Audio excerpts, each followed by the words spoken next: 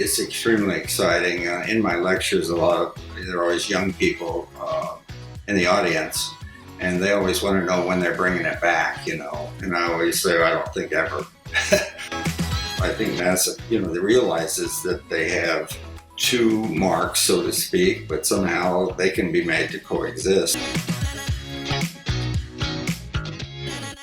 We had to analyze what had been done by NASA in the past.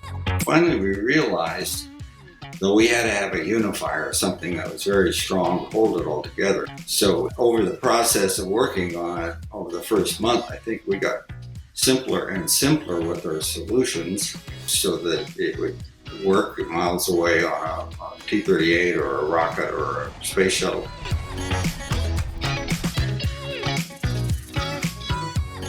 We were trying to embody in the logo innovation.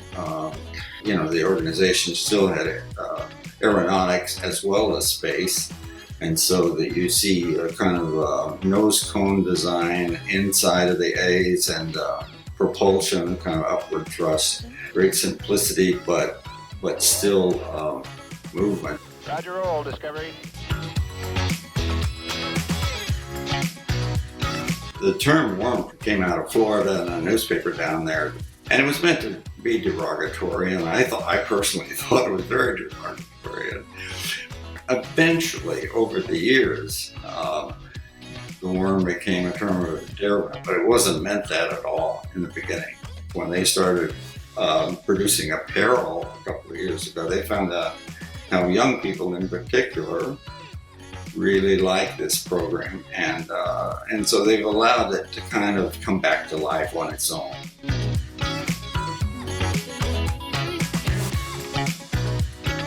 It's validation, I think, of the sort of timeless approach that we brought to this. Space is about the future, and if we can still hang in there, and if it still represents that, then it's quite a victory, I think.